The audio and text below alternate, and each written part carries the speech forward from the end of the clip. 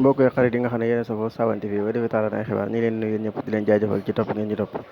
te ngi ñëw ci benn actualité boo xam ne dafa xew ci dëkk muy audio bi nga xam ne dañoo wax ne dafa fuité te wax ji boo ko déggee sa kàddu Cheikh Bara Ndiaye la jox moom la wala du moom nag yàlla moo xam kan moo xam waaye bu fekkee loolu moom moo ko wax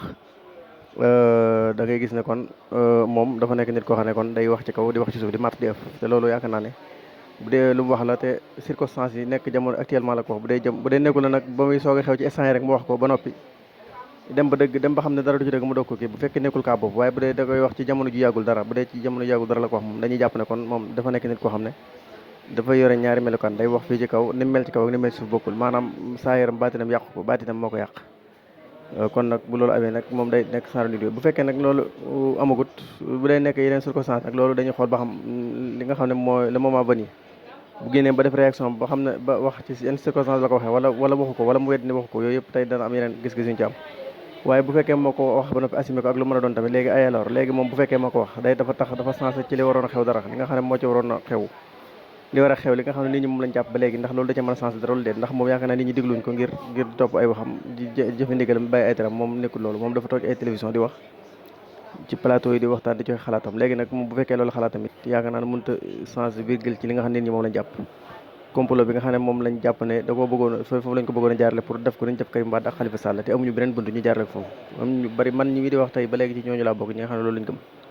waaw léegi nag bu fekkee moom dafa jàpp ne loolu moo ko def moom rek la concerné wax jooju moom dong la concerné amul keneen koo xam ne nii yow loolu engagé na la waaw xanaa kum neex waaye man day jàpp naa ne li ëpp ci Sénégalais yi nga xam ne loolu lañ gëmoon loolu wax jooju mënu cee changé virgule waaye bu fekkee loolu li muy wane rek day wane ne ko nit ñu bari dañuy nekk ci média yi nii di wane loo xam ne nii bokkut ak li nga xam ne moo nekk ci ñoom te loolu yaakaar naa crédibilité moom da koy daal di ñàkk lépp lu mu waxate rek nit ñi mën nañ ci am bu dee moo ko waxate moom ci jamono ji la ko wax loolu moom mooy li nga xam ne gis-gis boobu laa ci am moo tax nag àdduna dafa nekk mbir moo xam ne dafa jaratee loolu àdduna te dafa mel ne nit ñi nga xam ne ñoo jërë gëm bariwut ndax ñu bari li ñuy wax ci kaw nii ak bu nga xam ne dañoo dem nañ ba wéet nekk ci suuf li ñuy wax bokkut loolu nag Sëñ Abdou Lahad dafa waxoon ne nit ki ay waxi daaw ma ko waxee renam boo ko peesee àndut xamal ne kooku du nit léegi nag bu fekkee da ngay def ay discours ci kaw ak discours ci suuf yi ñu xool ko tamit bokkut même chose lay doon kon nag la yaakaar naa loolu lu jar a moytu la nit ñi nañ jéem a delloo si seen xel te xam ne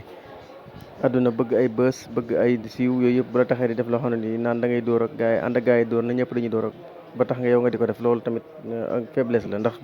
ab dëkk bu ñëpp doon dóor tamit te dóor baaxut du tax mu baax ba mukk lu bon la ci gàttal bu ko ñëpp doon def tamit du tax mu bon maanaam loolu mënu ko légaliser lu bon bu ko ñëpp doon def loolu taxul mu légal day taxaw fi mu taxaw rek bu fekkee da kenn ni donc moo fi nekk def lu baax ñu ci des ñëpp def lu bon tamit donte moom dafa amul majorité waaye teewut moo nekk ci nga xam ne moom la yàlla santaane mu nekk mooy def li nga xam ne moom mooy dëkk li ci des kon mooy li nga xam daal loolu lañ amoon ci liñ ji taxaw seetlu boo xam ne danañ ko def ci yëf yi li war ne daal ci gàttal li ñu mujj wax mooy bu fekkee ne moom moo ko wax te assimilé ko tamit mu de sensé virgule ci li nga xam ne nit ñi moom lañ gëmoon moom lañ jàpp li gëm ñu bari nag liñ gëm dossier la boo xam ne nii rek dossier politique la dossier boo xam ne dañ ko bëggoon a jaarale foofu ko def ko nañ def Karim Wade ak Khalifa Sall yàlla suñu borom nag dogal nit ñi jug ne loolu du fi amee ñu di ko lang-langee ba xañ ko ci mu génn loolu daal pour l'instant man loolu li ma jàpp ndax en tant que jullit yonent bi sallallahu alayhi wasallam li ko yàlla suñu borom sax sa yónni bokk na ci nit ki maanaam lu mel ne saara googu tuumaal nit njaaloo kooku moom dafa nekk loo xam ne maanaam critères yi ci yàlla joxe pour mu am pour nga mën ko wax ne niyeeti ko def loolu dafa nekk lu jafe-jafe loolu kenn mënu koo gis kenn mënu ko fekk kenn mënu koo xam moo tax nit ñi dañuy wax li ñuy wax lépp dañ koy wax solo seen gis rek waaye buñ ko tegoon ci règle yi nga xam ne moom la yàlla tëral kenn du jiñ kenn yu mel noonu kon ñu ngi leen di sant di leen gërëm di wax ne daal nit ñi nañuy bàyyi xel ci di wax ci kaw di wax ci suuf loolu moo baaxut loolu moo ko ku koy def moom jikkoy naa fekk nga yore